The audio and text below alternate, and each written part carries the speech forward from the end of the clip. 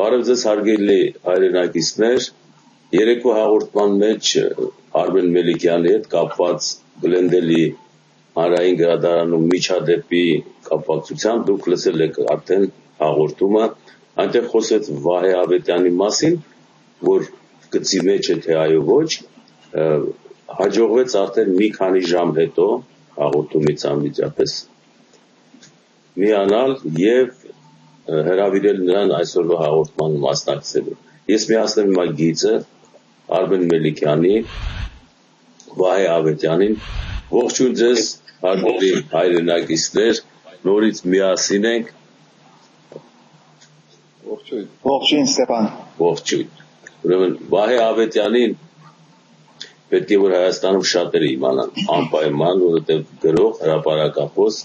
անկախության բանակի հրամանատար, այսպես ասեմ։ Վահե ուրախ ենք տեսնելու լույս աշխարհում, շատ ակնկալիքներ ունենք, որպես թարմ մեր ժամանակների վկա իրադարձությունների դեպքերին եւ նաեւ մտածող, մտավորական։ Արմեն, երեկվա հաղորդումը արդեն ինտերնետի վրա է, գիտեք, տեսել եք երևի։ Ես չգիտեմ տպավորությունները ինչպես են, որովհետև շատ թարմ է, հələ չենք vēl միացել, բայց կարծում եմ, որ դիտողը իր խոսքը կասի, թե ինչ է պատահել Գլենդելի գրադարանում եւ հղումների ձևով դա կիմանանք, բայց այսօր եկեք շարունակենք այն թեման, որը որ կատարվեց քեզ հետ Գլենդելում եւ դրան քաղաքական գնահատական չասեմ, ընկերային գնահատական տանք, ինչու հանկարծ նոր ձևավորվող այս տասնյակ տարիների մեջ ընդդիմությունները չեն ընդունում վտարանդի գրողներին կամ Սփյուռքում հայտնված հայաստանյան գրողներին, որոնք որ իրանց ճակատ ունեն, իրենց պատկերացումներ ունեն Հայաստանում կատարող դեպքերի քաղաքականության եւ այլ ընթացքների հետ։ Ես Սիրով սիրելի Ստեփան, նախ քո հարցը ուզում եմ շրջել քո հարցը, այստեղ մենք ոչ մեկից ընդունվելու ցանկություն էլ չունենք, ոչ էլ փորձում ենք ովևէ մեկից ընդունվել, մեր հոգն էլ չի թե մեզ ով կընդունի կամ ով կգարտա կամ ով ինչպես կվերապերի, բացարձակապես զրո արժեք իսկ չունի նրանց ողջ կարծիքը կամ հայեցակետը մեր մասին, զրո։ Հարցը դրա մեջ չէ։ Երողություն խոսքը վերաբերում է լույս աշխարհի ունկնդիրներին, մենք ուրիշ ունկնդիրից բան չենք սպասում, որի համակրանքը քո հաղորդումներին մեծ է եւ քեզ սպասում են անընդհատ, կարոտում են եւ պահանջում են Արմեն Մելիքյանը։ Ես դա գիտեմ, բայց կապած մնացածը ինչ կասեն չեն ասի։ Նույնիսկ երեք վերջին բանը որ ստացա, այդպես մի երկար մեկը գրել էր, ասելով որ այդ բացի մի քանիսներից բոլորը սպասում են ձեր հաղորդումներին, նրանց ականջ մի հատ կախեք, քանի որ նրանք բացարձակ փոքրամասնություն են։ Դա չի հարցը, մենք այստեղ մի համագարկային երևույթի մասին ենք խոսում, ոչ թե ընդհանուր լայն ժողովրդի ընկալման։ Իսկ կա մի համագարկ, որ գործում է եւ իր ժողովրդի քրողներին փորձում է վիհ բացել իր ժողովրդի քրողների եւ ժողովրդի միջեւ։ Այս համագարկի մասին ենք խոսում մենք։ Ոչ թե մենք այդ համագարկից մի բան ենք խնդրում։ Նրանք այն մարդը չեն, որից մենք պիտի խնդրենք։ Նրանք պիտի կան մեր ոտքերը համբուրեն, որովհետեւ մենք նրանց համաձայնվենք, նրանց ընդունելու, որ մենք նրանց որպես վավերական մարդիկ ընդհանրապես ընդունենք եւ նրանց այդ ելույթ ունենանք։ Խնդիրը նրանց վերաբերմունքի մեջ է։ Այն վերաբերմունքի, որ փորձում է իր ժողովրդի հնածին ցայները խեղդել եւ փոխարենը ինքն իրենը փոխարինել իր սեփական ցայնով փոխարինել ժողովրդի ինքնածին հնածին ցայնը։ Սրա մեջ է խնդիրը, եւ այդ ցայները որ կան, կարող են ժողովուրդը դանել թեպի իր աբական, իսկ սրանք ներկայանալով որպես այդ աբակայի գրողները, գեղձ գրողները, իհարկե նրանք ինքնաբերաբար կոնֆլիկտի մեջ են զգում մեր հետ, քանի որ երբ որ մենք Երևանք նրանք մի անգամից զրոյանալու են, չեզոքանալու են հրաբարագից, քանի որ նրանք ասելիք եւ գալիք չունեն, երբ հանրությունը լսեմ ես, երբ մեր ժողովուրդը լսի մեզ, նրանք մեզ են լսելու եւ նրանց դուրս են շբրդելու հրաբարագից, բայց քանի որ ամեն մարդ փորձում է հրաբարագի խոսափողը ինքը վերցնել, դրա համար նրանց ծեր չի դալիս ժողովրդի իսկական ցայնը, այդ ցայնը, որ զնվում է ժողովրդի ընթերքից։ Սա է խնդիրը, որի թե մենք պայքարում ենք։ Եթե ոչ նրանց ով են, որ նրանց մենք ընդհանրապես արժեք էլ պետք է տան, նրանք ոչ մի արժեք չունեն մեզ համար։ Սա է խնդիրը։ Նրանք ավելացնեի հետ։ Համեցի վայր։ Երբ ասում ենք, ես էլ խոսեի բանի մասին, ընդդիմություն կոչվածի մասին ու հենց սկզբից ասեմ, Հայաստանում ընդդիմություն չի եղել, չկա, նախատեսված չի լինելու։ Քանի KGB-ի արխիվները բաց չեն, քանի մենք հայերս չգիտենք, թե ովքեր են իմ հաշվարկով 300-ից 400 հազար հոգի բան կա, ստուկաչ եւ նախկին չեկիստ կա հայերիս մեջ, եւ քանի ես մարդիկ բացահայտված չեն, հնարավոր չի, որ Հայաստանում ընդդիմություն լինի։ Հայաստանում ընդդիմությունը սերնդես անընդհատ սերնդափոխվող կարծես թե չնայած նույն մարդկանցով ընդդիմությունը նշանակովի է։ Այսինքն այդ ընդդիմության հարցը դնենք մի կողմ, չկա ընդդիմություն Հայաստանում, այս բոլոր մարդիկ էմիսարներ են, որոնց անընդհատ հերթական KGB-ի շեֆը մշակում սարքում ուղարկում է դեսուդեն հայերի գլուխները լվանալու, ինչպես Հայաստանում դե հարցերը լուծված են արդեն, այնտեղ մարդ չի մնացել, հիմի հայերը դուրսն են, այս էմիսարները գնում են լվանալու, վերջին հաշվով ավակ սերունդը հայերի մեջ, ոչ երիտասարդները, շատ լավ գիտեն այս մարդկանց, որ դուրս են գալիս դեսուդեն, սրանք բոլորը նախկին կոմսոմոլի ակտիվիստներ ու չգիտեմ ինչեր են, որոնք այսօր դարձել են լիբերալներ, եւ շատ լավ Սփյուռքում գիտեն նրանց, ովքեր սրանց դիմավորում են, տարբեր տեսակի համայնքային կառույցներ, կրոնական, եկեղեցական կառույցներ, ավանդական կոչվող կուսակցությունները բոլորը ղեկավարվում են մի տեղից, կամ Սփյուռքահայության կոմիտեի միջոցով, կամ չգիտեմ որտեղից եւ այլն, մի խոսքով չեկիստները, բոլշևիկները, կոմսոմոլները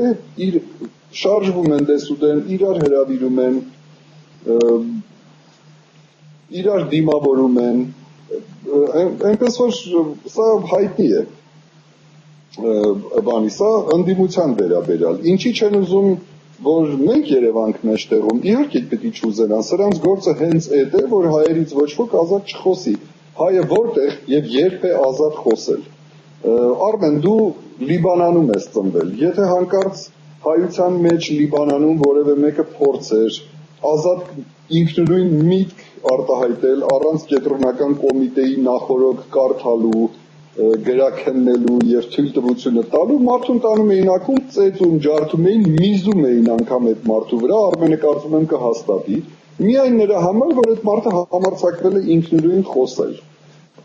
Որտեղ, երբ, որ երկրում եք տեսել, որ հայերը հավաքվեն իրար հետ ազատ խոսեն, հայերը խոսելու իրավունք չունեն, հայերը միայն պարտավոր են լսել, իսկ բանը պրոպագանդայի ու ագիտացիայի բաժնում կենտկոմում որոշում են, թե ով կխոսի, մնացածը իհարկե պիտի լսեն, եւ եթե հանկարծ որևէ մեկը ուզում է խոսել, պիտի հայտնվի այն վիճակում, ինչում հայտնվեց Արմենը, կամ իմ նման նույն գրադարանում մի երկու դաշնակ մաուզերիստ կեղծ վկայությունով դատի գործ կբացեն, ինչպես ին վրա բացեցին, 2 տարի դատեցին ինձ Ամերիկայում, պարտվեցին խայտառակ այդ ամբողջ կուսակցությունով ու Ամերիկայով ու իրենց ամբողջ ունակությամբ, կամ բանի, եւ ամենակարևորը ինչու չեն ուզում, որ մենք Երևանք մեջտեղում, որովհետեւ մենք իրենցից ոչինչ բանով կախված չենք, այդ ողորմելիները ամեն ինչով մեկը մյուսից ըստ երևի բանի ուսադիրների աստղերի իրարից կախված են, ամեն մեկը իր լափը լափում է, լիզում է, ինչ որ մեկի ավելի վերև պնակից։ Արմենը ամերիկացի է,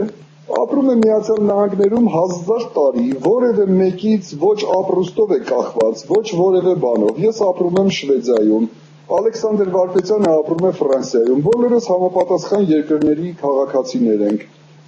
ոչ իրենց սովետական Հայաստանից են կախված, ոչ իրենց համայնքային կառույցներից են կախված, ոչ իրենց տգետ տերտերներից են կախված, եւ սա չեն կարող ներել։ Ստրուկները միշտ ատում են ազատ մարդկանց, իսկ մեր ցեղակիցների բացարձակ մեծամասնությունը ստրուկ է։ Սա է բացատրությունը։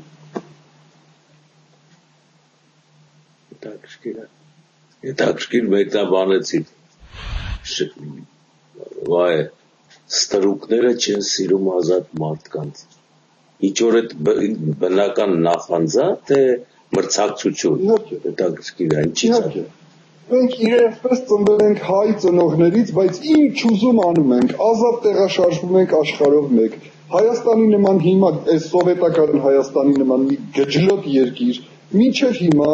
ին վրա հոդված է դրել փնտրման մեջ եմ, սրանք հնարավորություն չունեն անգամ պահանջելու օրինակ, որ Շվեդիան ինձ հանձնի, որովհետև որտեղ անունը դրած է, թե ես փնտրման մեջ եմ, համ հասցես կա ինտերնետում, համ հեռախոսս կա, ես երբեք ոչ միտեղ չեմ թաքնվել, այդ երկիրն էլ իր պրեզիդենտով, կաթողիկոսով, իր ամբողջ այդ կառույցներով, որ մի քանի խեղճի պետություն է ձևանում, հնարավորություն չունի ինձ պահանջելու, որովհետև շվեդները նրանց ասելու են ձեր նման խուժանանոցին, մենք մեր քաղաքացուն չենք հանձնելու։ Այսինքն մեր ազատությունները եւ հնարավորությունները ազատ տեղաշարժման, ազատ խոսելու, իրենցից չվախենալու իհարկե նախանձում են։ Բայց այսինքն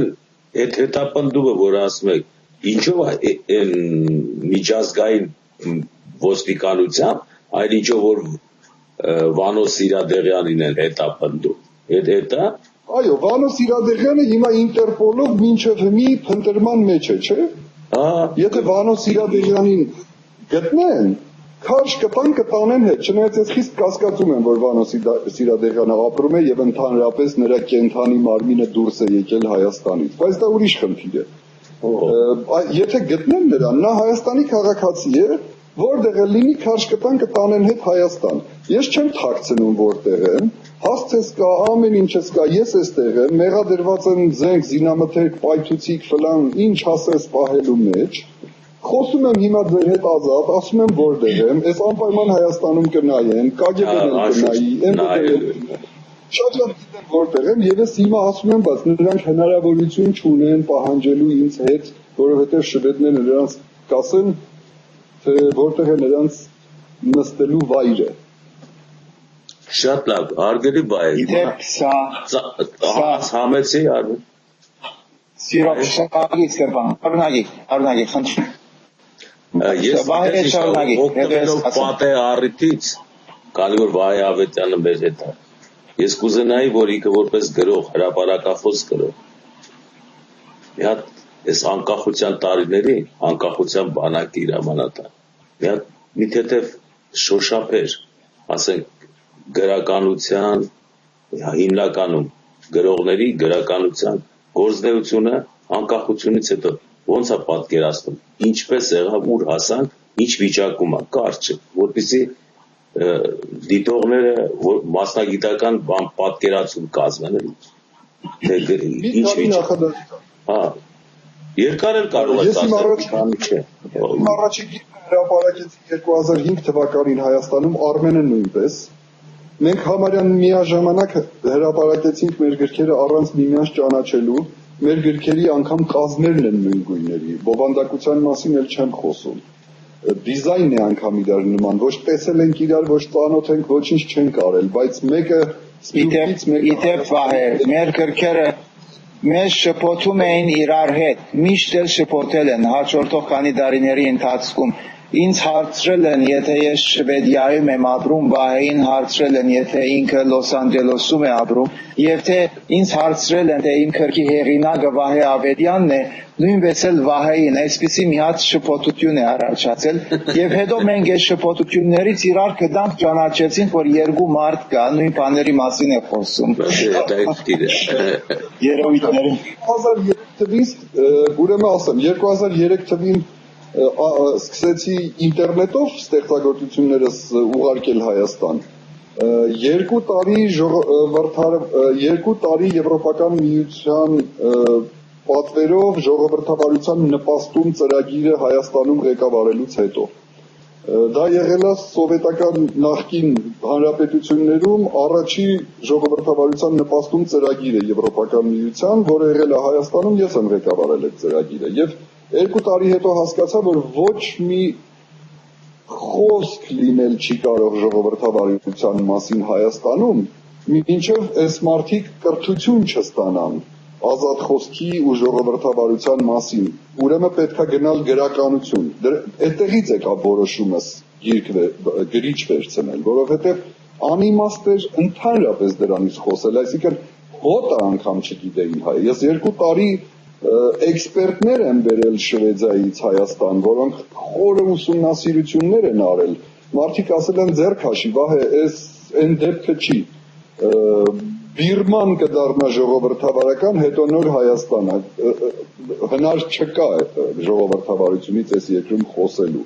այս երկրում ծերուկները աղբանոցներից ուտում են, մարդիկ կողքերից անցնում անգամ չեն նկատում, այս տարրական բարոյական բաները անհետացած են այս երկրից։ 2000-ից 2000, 2001, 2002 թվականներին Հայաստանում գիտեք քանի գիրք է հրատարակվել։ Չէ։ Առանց պետական պատվերի, առանց պոլիտբյուրոյի որոշման։ 0։ Դուք հասկանում եք թարգմանչած տոն ունեցող ժողովուրդը գիրք չի հրատարակում ընդհանրապես, կարդալու մասին չեմ խոսում։ Ամենաշատ վաճառվող թերթը օրական վաճառում էր 200-300 օրինակ ընդամենը։ Դուք հասկանում եք ոչ թերթ էր վաճառվում, ոչ գիրք է հրատարակվում, ես սարսափի մեջ ընկա, որ այս ժողովուրդը, որը իմն է, ես եմ այդ ժողովրդից, մեռնում է, ժողովուրդն առանց գրականության մեռնում է։ Այս էր վիճակը Հայաստանում, երբ դուրս եկավ Արմենի գիրքը եւ հրատարակվեցին իմ 2 գրքերը Անկախության բանակն ու Էստաբլիշմենտը, որոնք ըստ էության նույն գիրքն են, պարզապես 2 հատորով, 2 վերնագրով։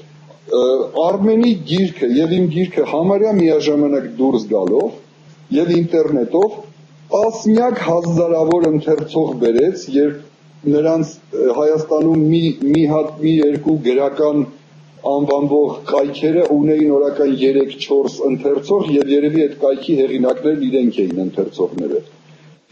2-3 ամիս հետո այդ կայքերը արդեն 30,000, 40,000 ամսական ընթերցող ունեին։ Եվ այս գրողների աջակցությունը, որը մենք միամտաբար 2005 թվականին ակնկալում էինք, իհարկե պիտի չստանայինք, այս մարդիկ սկսեցին մեզ ատել, տարիներով շարունակ այս մարդիկ ուզում էին գրող ձևանալ, մեկ էլ գալիս են գրականության հետ կարծես թե ոչ մի կապ չունեցող մարդիկ, որոնք գրիչ են վերցնում եւ ամբողջ կարդացող հասարակությունը տանում են այս մարդկանցից։ Իհարկե պիտի օգնեին KGB-ին, որ մեր քոքը կտրեն Հայաստանից։ Այս էր գրականության վիճակը։ Եվ 2005 թիվը կարծում եմ կգա ժամանակ, որ կգնահատեն որպես հայ գրականության վերածնունդ։ Եվ ես անհամեստություն չեմ համարում ասելը, որ վերածնունդը սկսել են Արմեն Մելիքյանն ու Վահե Ավետյանը Հայաստանում, գրական վերածնունդը, եւ դա տեղի է ունեցել 2005 թվականին։ Ես հիշում եմ, Վահե, երբ որ անկախության բանակը լույսում սկսեցի տպագրել, հիշում ես, այս տեսակ ամսագրի մեջ էր, անկախության բանակը տեղ ուներ բանում, էջում, միշտ տպում էի։ Հիշում եմ։ Հիշում ես, չէ։ Այդ ժամանակներն է եղել ուրեմն, այդ շրջանը, չէ։ Այո։ Հələ գիրք կարծեմ դեռ չէր եղել, որ լույսում սկսեցին։ Ինտերնետում էր գրքի ձևով։ Ինտերնետում էր, ճիշտ է։ Դեռ գրքի դա 2004 թվականն էր, 2003-2004։ Դու սկսեցիր լույսում հրատարակել 2004-ին կա։ 4-ին, հա, ոնց որ։ Հիմա իմ ձեռքը 2005-ի գրքի ձևով 2005-ի բաները 2004-ին էր, այո։ Իրար հետևից գելուն էր։ Շատ լավ, արդեն վերջերս ինչ որ գրականագետներ, չգիտեմ ովքեր, գրողներ, եսիմ ինչեր մեջտեղ են ընկել Արմենի ասած այդ բաների տարբեր տեսակի տափակներ որոշում են գրող լինել, չլինելը եւ այլն ծիծաղս է գալիս վրաները, այ ողորմելիներ, դուք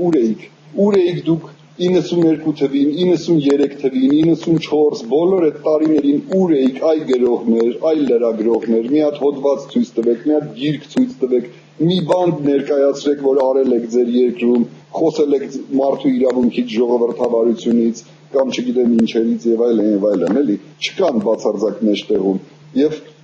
իհարկե մարդիկ տարիներ, տասնյակ տարիներ փորձեր են արել, երազել են, չի ստացվել, մեկ է գալիս են երկու անհասկանալի մարդիկ, մեկը Միացյալ Նահանգներից ամբողջ գրական դաշտը գրավում են, իհարկե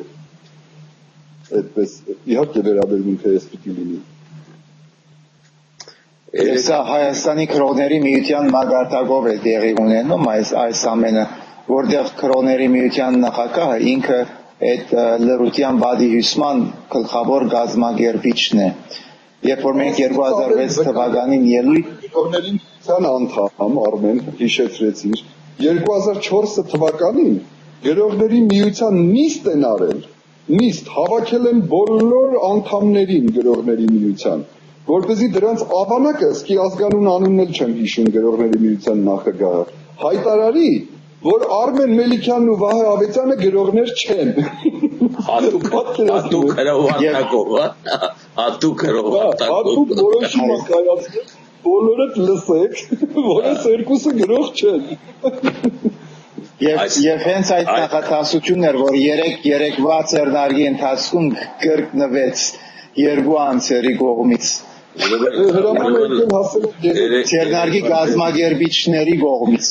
Ծերնարգի գազམ་ագերբիչների կողմից։ Լավ, եկեք սես անենք, հիմա մեծ Ալեքսանդր Վարդապետյանին օրինակ, Հայաստան չեն թողում, ասում են քո մուտքը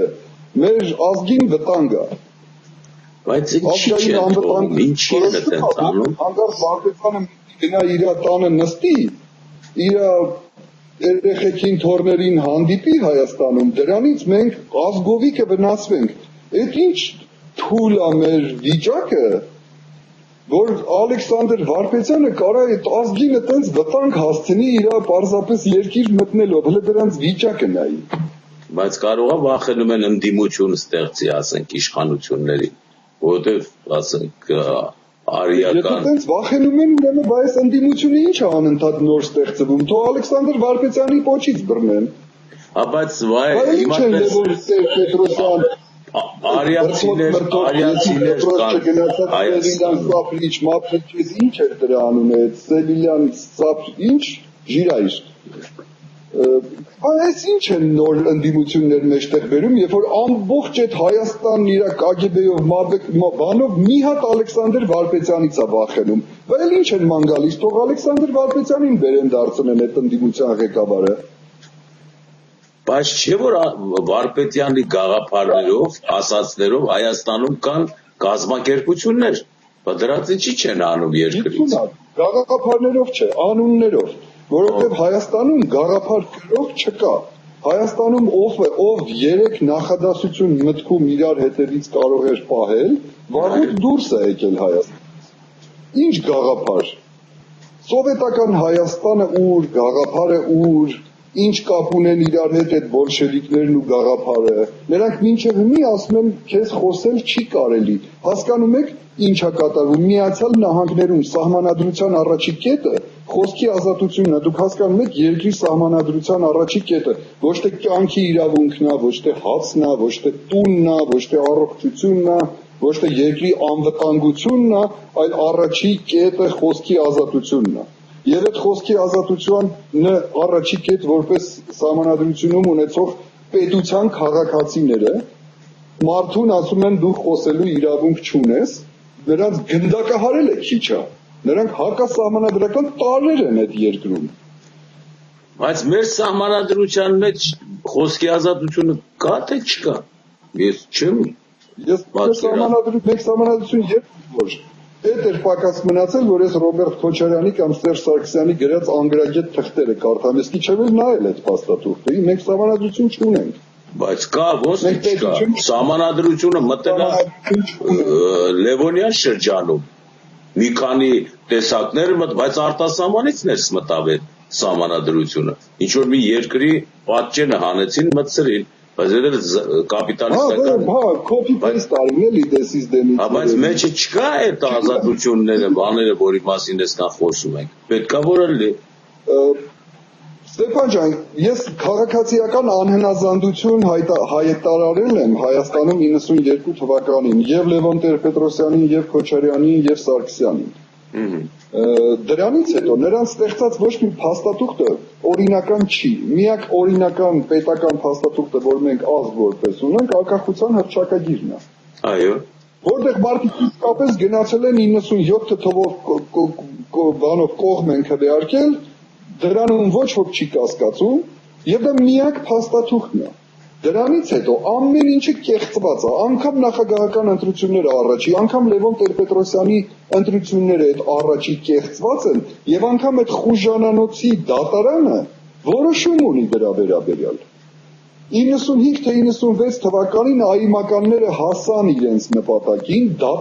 այդքան տարի դատի տվեցին, որ ընտրությունները կեղծ են SNN-ն 95 թե 96 թվականի դատարանի որոշում կա Հայաստանում, որ առաջի ընտրությունները անօրինական են անցել։ Ինչ ասում։ Նախագահական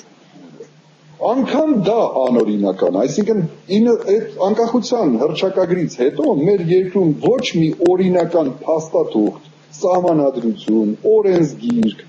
պաշտոն, նախագահ, վարչապետ, խորհրդարան, ոչ մի բան օրինական չի։ Վայ, ես մտածումների վրա մի քանի հարցեր ունեմ քեզ տալու։ Այ դու նշեցիր Հայաստանի վերաբերյալ եւ ընդհանրապես հայի վերաբերյալ որպես տեսակ շվեդիական ժողովրդավարության ներկայացուցիչները ասացին ժամանակը չի, այս ինչ վիճակա հնարավոր չի։ Այսինքն ոնց է այդքան հետ մնացել մենք գվիշտ է եղել պատճառը որ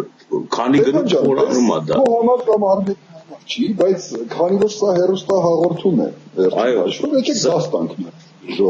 ժողովրդավարությունից։ Ես հիմա ձեզ մի քանի օրինակ բերեմ իմ առաջի դասից։ Ես Շվեդիայում գնացի մարդու իրավունքների ֆակուլտետ համալսարանում սովորելու, առաջի լեկցիայի ժամանակ ընդեղից եմ խաղում անում։ Ժողովրդավարությունը չքավորության մեջ չի կարող լինել, ժողովրդավարությունը թանկ հաճույք է, ժողովրդավարությունը պիտի ֆինանսավորվի։ Սա մեկ, երկրորդը, եթե մարդու արմատական իրավունքները ապահովված չեն եւ հասցված չեն այդ երկրի յուրաքանչյուր բնակչի ուղեղին, չի կարող լինել ժողովրդավարություն։ Մարդու իրավունքը ժողովրդավարության հիմքն է։ Եվ մարդու արմատական կամ այս ֆունդամենտալ կոչված իրավունքներից առաջինը խոսքի ազատությունն է։ Հիմա ինչ վիճակում ով է սովորացրել Հայաստանում խոսքի ազատություն կամ մարդու իրավունք։ Հայաստանում ծնողը իր զավակին ասում է մեծացի գնա դպրոց, որ մարդ դառնաս։ Այսինքն նախնական ելակետը հայի մոտ ենթագիտակցության մեջ այն է, որ նա մարդ չէ, ի սկզբանե եւ ծնողներն են ասում գնա մարդ դառի, այսինքն հիմա չես, հələ մարդ չես, էլի։ Այո։ Մենք ինչի խոսանք Հայաստան, ինչ ժողովրդավարություն, ինչ բան, Հայաստանը հələ պետք է Պինոչետ անցնի մինչև գա այդ ժողովրդավարության։ Հայաստանում հələ պիտի լինի Ֆրանկո, որը պարտադրի այդ բոլոր ապուշներին մի 10 տարի դպրոց գնան։ Հայաստանում այսօր ամբողջ այդ օպոզիցիա կոչեցյալը նախկին կոմսոմոլ ֆունկցիոներներ են, հատիկ կարող ենք մի օր վերցնել անուն ազգանուններով դնել բոլոր դրանց ակտիվիստ բաներին, ընդդիմադիրներին ու մարդու իրավունքից ու չգիտեմ ինչից խոսացողներին։ Բոլորը կոմսոմոլի ակտիվիստներ են կամ բանի KGB-ի ստուկաչներ են, այսօր եկել խոսում են ժողովրդավարությունից։ Դե որտեղ եք դուք տեսել ժողովրդավարություն, այդ թալիբաններ։ Այդ խոսքը հիմա ասում են։ Գիտեք, այստեղ բայց բան չեղա։ Արմենստանի օկրուգը սովետական Ռուսաստանի մի հատ գավառ, որի ներկայացուցիչը գալիս Հայաստանում նստում հարյուրավոր լրագրողների մեջ ասում է Հայաստանը մեր ֆորպոստն է, ոչ մեկ չի համարձակվում նրան ասի դու խոսելու իրավունք հայերի ոգին հերիքում է մենակ գրողին ասել, որ դու խոսելու իրավունք չունես։ Հələ թող մեկն ու մեկը այդ պետություն ասած ազգային անվտանգություն, ոստիկանություն, չգիտեմ ինչ, գրող, լրագրող բոլորը վեր ընկած այնտեղ ռուսական նամեսնիկը գալիս ասում է Հայաստանը իմ ֆորպոստն է ծափահարելով ճամփու են դնում փոխանակ քացուտակ գծեն տեղում ասեն ախմախ դու մեր անկախ պետությունը ո՞նց ես ֆորպոստ անվանում։ Եվ նրանք բոլորն ընդունում են դա, որ իրենք ֆորպոստն են այդ երկրի։ Իդեպ այստեղ մի փոքր շեղում անեմ այս հարցի կապակցությամբ ասում ենք որ Հայաստանում ոչ մի բան օրինական չէ այդ ամբողջ փաստաթղթերը գեղձված են սուտ գործընթացների վրա են ժողովրդավարություն չկա իսկ ժողովրդավար պետությունները կամ այսպես կոչված ժողովրդավար պետություններ համենայն թեպս չեն թանթաղում Հայաստանի ղեկավարության այդ համաձայնագրեր կնքելու եւ Հայաստանը վերածելու իրենց մշակութային եւ տնտեսական ոլորտի նաեւ կրոնական ուրեմն այս մարդիկ շատ լավ գիտեն որ այնտեղ լեգիտիմ այսպես որ արևմտյան ռուսահայերենով այդ բառը եթե չասեմ չեն հասկանալու կառավարություն քոյություն չունի ամենայն թեպս ինչ որ քոյություն ունի նրա հետ գնում են գործարքի նրա հետ գործարքի են գնում իշա իրենց նրանք չգիտեն որ այդ մարդու իրավունքները խախտված է որ նրանք իրավական պետություն չեն իրավական կառավարություն չեն ինչի համար են գնում օրինակի համար հենց ամերիկան հենց ֆրանսիան հենց այն պետությունները որոնց քաղաքացիներն ենք մենք Սրանից ամիսներ առաջ մի հարց առաջացավ Ֆրանսիայում եղող մեր ընկերների հետ, քրճախբարների հետ, որովհետեւ թիմումնակիր կրվի ֆրանսիական կառավարությանը։ Այս թիմումնակրի ես բոլորովին հոգեբես հարազատ չէի ընդունում այդ միտքը, քանի որ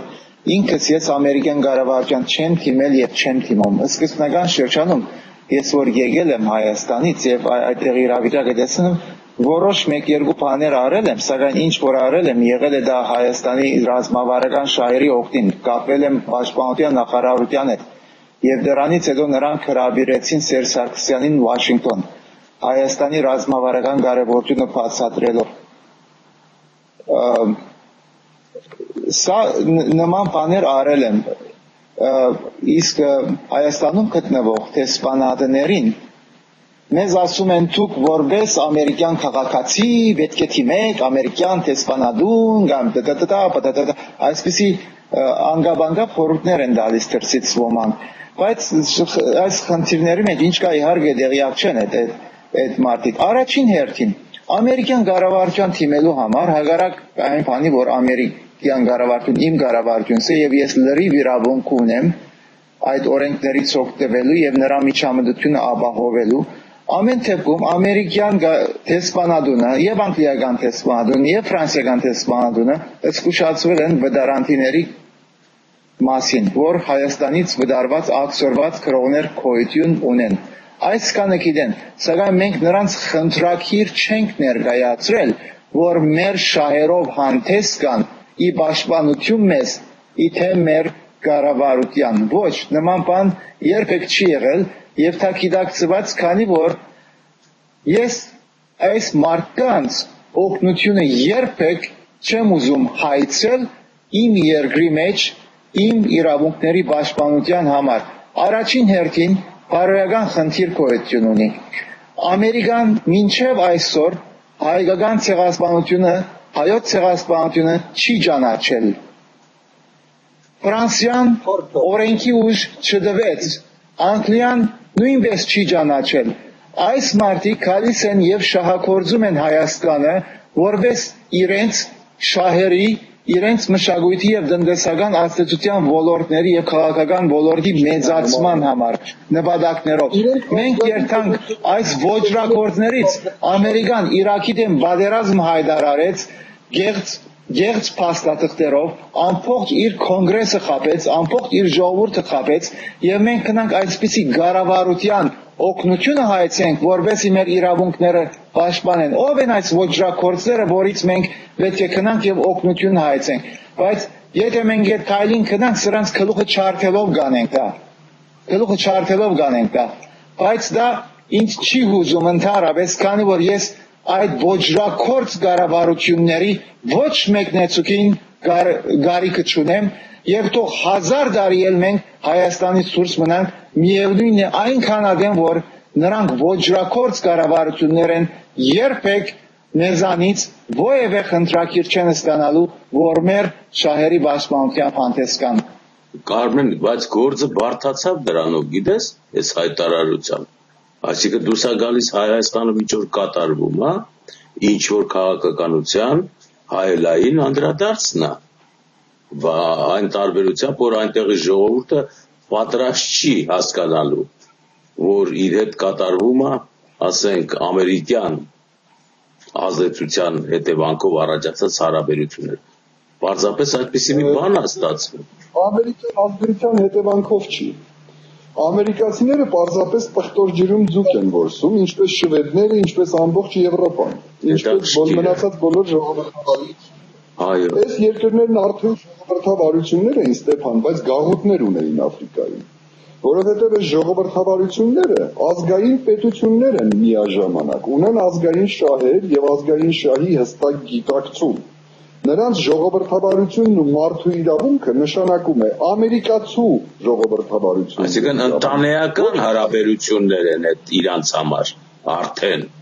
Այո, դա գաղութատիրական վիճակ է։ Հայաստանը Ռուսաստանի գաղութն է, որտեղ թույլատրվել է սովետական միության անկումից հետո ստեղծվել է այս եռյակ միությունը, Մինսկի տրոյկա անվանված։ Այո։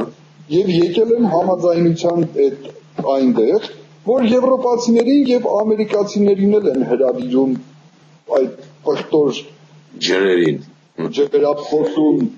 ճիճու բռնելու կամ լողացնելու, չգիտեմ ինչ։ Եվ իհարկե նրանք իրենց ազգային շահերն են հետապնդում։ Ես բազմաթիվ շվեդ ընկերներ ունեմ, քաղաքական գործիչներ։ Իդեպ 2010 թվականին տեխնացությունս կրկին երկրորդ անգամ առաջադրվեց Շվեդիայի խորհրդարան։ Ես հրաժարվեցի մասնակցել բողոք նրա, որ Շվեդիայի փոխվարչապետ իմ այստեղի կուսակցության ղեկավարը Մոդ Օլոֆսոնը կնքեց Հայաստանում առևտրի, չգիտեմ ինչի պայմանագիր, ի նշան բողոքի հանեցի տեխնացությունս եւ ասի քանի ես մարդը ես կուսակցության ղեկավարն եմ, ես ընդհանրապես քաղաքական գործունեությունս դադարացնում եմ այս կուսակցության մեջ։ Ու ես նրանց հետ շատերի հետ խոսում եմ ու ասում եմ սենց նրանցից մի շատ ազնիվ մարդ ասեց, գիտես ինչ, վերջին հաշվով ազգը ինքը իր շահը պիտի պաշտպանի, հայերը արժանի չեն այդ հարգանքին, եւ հայերը իրենք չեն իրենց այդ իրավունքները բանանում, եւ վերջին հաշվով, գիտես, Ստեփան, որ խորանանք, օրինակ, հասարակ մի բան ասեմ, կառավարությունը բժշկական հիմնարկություններից, դեղ արտադրող հիմնարկություններից, գիտությամբ, բժշկական օրինակ, գիտությամբ զբաղվող մարդկանցից պահանջում է, որ մեթոդներ քթեք, այս հիվանդությունը բուժեկեն, այս արեք, բայց միաժամանակ երկրի քաղաքացիները ասում են հարգեք կենդանների իրավունքները, մարդկանց վրա փորձեր դնել չի կարելի, կենդանների վրա դնել փորձեր չի կարելի, ասենք, այս ինչ մետաղը, այս ինչ մեթոդով հայթայթել չի կարելի, որովհետև դա վտանգավոր է մարդկանց առողջության համար, բայց այդ ամեն ինչը պետք է։ Համ այդ դեղամիջոցներն են պետք, համ այդ տեխնոլոգիաներն են պետք բժշկական, համ այդ մետաղներն են պետք, համ այդ հանածոներն են պետք, որպեսզի անեն n, կառավարություններն էլ դնում են պահանջը այդ բաների վրա, մասնավոր ձեռնարկությունների, որ մենք դրա կարիքը ունենք, պետությունը դրա կարիքը ունի, բացի դրանից դրանք մասնավոր ձեռնարկություններ են եւ դրամ են վաստակում դրանից, Շվեդիայում չի կարելի, Հայաստանում է կարելի, Միացյալ Նահանգներում չի կարելի, Հայաստանում է կարելի, այդ ձեռնարկությունը ոչ մի օրենքով, ոչ մի բանով, ոչ մի կառավարությամբ չի խանգարվում, օրինակ, գալ Հայաստանում քչփորել, քանդել, թեղուտ կտրտել, քիմիական գործարաններ դնել, կաուչուկի գործարան վերաբացել, բժշկական փորձեր դնել, չգիտեմ Հայաստանում անում են թե չէ, կասկածում եմ, որ դնում են, դեռ բանի իրավունք լիցենզիա չստացած դեղորայքը պիտի փորձնական շրջան անցնի եվրոպական երկրներում, Միացյալ Նահանգներում օգտագործել չի կարելի, Հայաստանում, ասենք եթե Հայաստանում չի կարելի, կարելի է Մալազիայում անել, ես Մալազիայի ուրիշ երկրների վերաբերյալ ունեմ փաստեր եւ վստահեցնում եմ ձեզ քչփորենք Հայաստանում, հազարավոր կգտնենք Հայաստանում, դուք չեք տեսնում, որ այս ժողովուրդը Հայաստանում ապրում է այսօր 20 տարի հետո նույն անթրոպոլոգիական տիպը չի, ինչ որ մենք ունեինք 20 տարի առաջ, ակնհայտ փոփոխության է ենթարկված այդ ժողովուրդը, միթե չեք նկատում։ Ինչ են կերել այդ մարդիկ, այս Գոմեշի մսի պատմությունը լսել եք։ Լսել ենք, ինչ որ բաներ կատարվում են։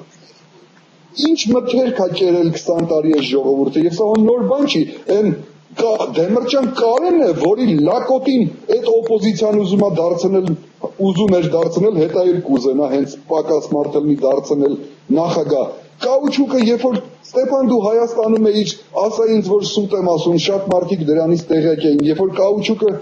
բան պետք է աներ, վտանգավոր գազերը պետք է մթնոլորտ շպրտեր ամբողջ այդ կենտկոմ, մենտկոմ դեմիրճաններով իրենց լակոտներով, թուլեքով գնում էին Ծաղկաձոր, Մախկաձոր, չգիտեմ որտեղները, որ նոր կաուչուկը իր աղբը դուրս թափեր, մենք շնչեինք դա, մեր ծնողներն ու երեխեքը շնչեին դա, եւ որպեսզի տուպոյ Ստեփան Դեմիրճյանը գնա մաքուրոտ շնչի, որ այսօր գադառնա մեր նախագահը։ Այս որակի ու տեսակն է, որ ղեկափորձում է այսօր ղեկավարել մեզ, սրանց կոմսոմոլներն են այս գլենդելում ելույթ ունեցողներն ու բաները, որոնք հայ գրողին ասում են դու խոսելու իրավունք չունես, որտեղ եթե խոսեց սրանից է խոսելու։ Դա շատ բան բարձր է։ Վահե, այս կառավարությունների տեսփանադների հարցով մեկ-երկու ակնարկություն անեմ, ուրեմն երբ որ դեղեկացրել էինք ֆաքսով, իմեյլով այդ տեսփանադներին մեր այս իրավիճակի մասին, նրանք ի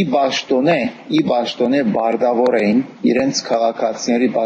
իրավունքների պաշտպանության հանդեսկալ, հատկապես որ մարդկային իրավունքի ծանրագույն խախտումներ է տեղի ունենում։ Այդ բանը նրանք չարեցին։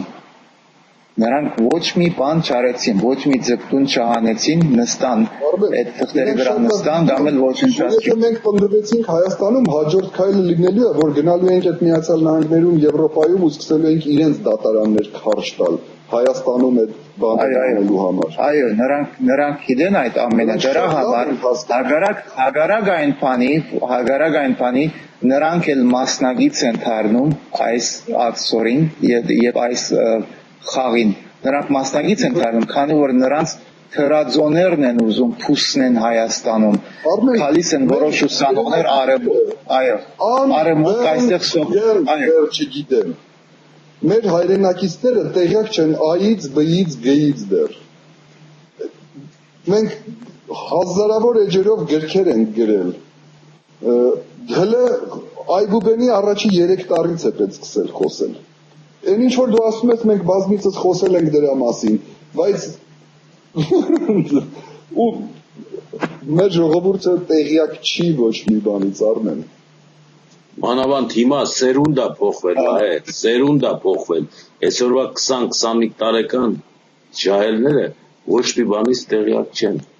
Հենց թեթևությամբ անցյալից տեղյակ չեն, թեթևությամբ ասում եք 2002 թվին, 4 թվին, չէ 10 տարի անց էր։ Երեկվա 15 տարեկանը, որ երեխա էր, այսօր 25 տարեկան է, ոչինչ չի իմանում, տեղյակ չի։ Եվ հեշտությամբ շատ պլաստիկ Հայաստանում լինել, որպեսզի հանկարծ վաղվա 20 տարի հետոյվա 25 տարեկանն էլ տեղյակ չլինի։ Մինչև 40-ը տեղյակ չեն։ Մինչև 40 տարեկան տեղյակ չեն ինչա կատարվել եւ ուր են գնում այդ տեղյակ չեն։ Բայց բնակչությունը այսօր Արմեն 40 տարեկանի մեջ է։ Նրանից հետո գալիս են Վահեի ասած կոմսոմոլական մարող բանակները եւ նրանց հետևորդները, որոնց արդեն ոչ մի բան։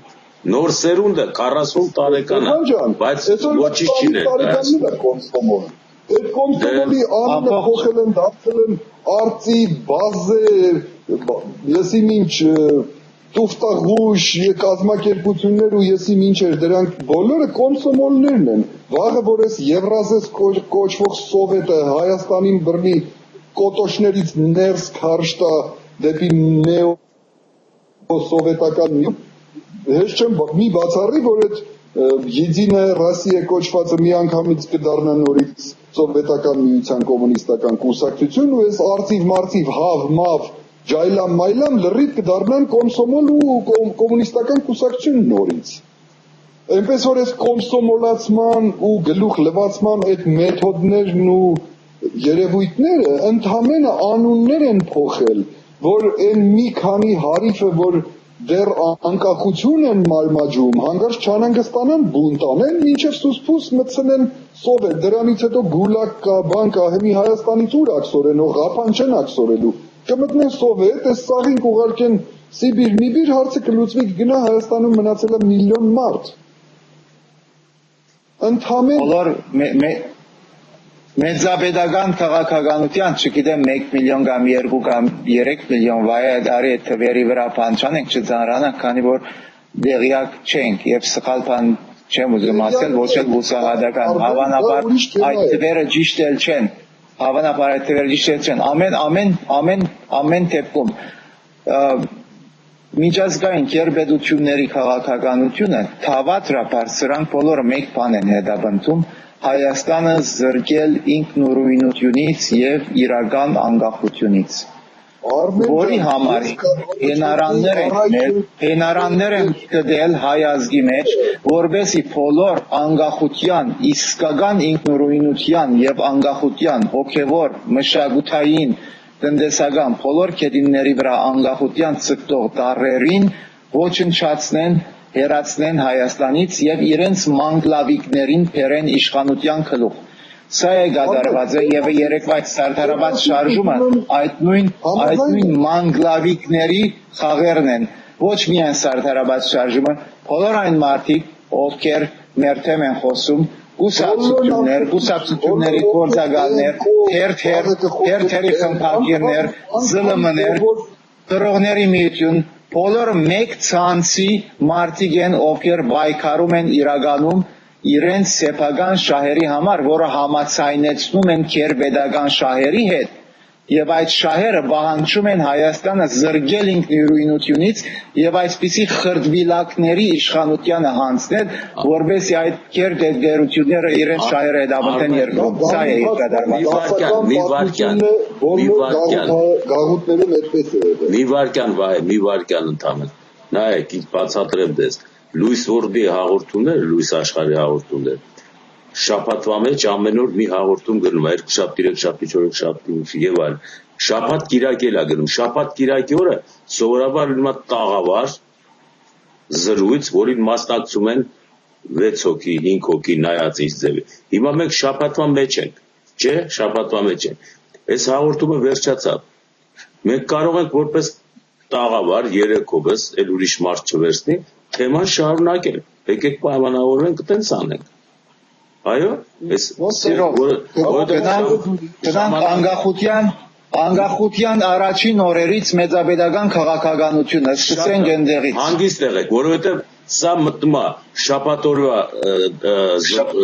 տաղավար եւ կիրակտորյա զրուցարան։ Այս հաղորդաշարն է մտնում եւ դա կարող է լինի 1-2 Ես ավարտեմ դրանից չսկսել Արմեն։ Առաջարկում եմ սկսել էպոսից։ Առաջարկում եմ, գիտեք ինչից ուզում եք։ Ինչից ուզում եք։ Կոզբադինը եկել էր ոսկի տանելու։ Հիմա չէ, ժամանակը ես անջատեմ եւ շարունակենք։ Հրաշալի։ Առայժմ։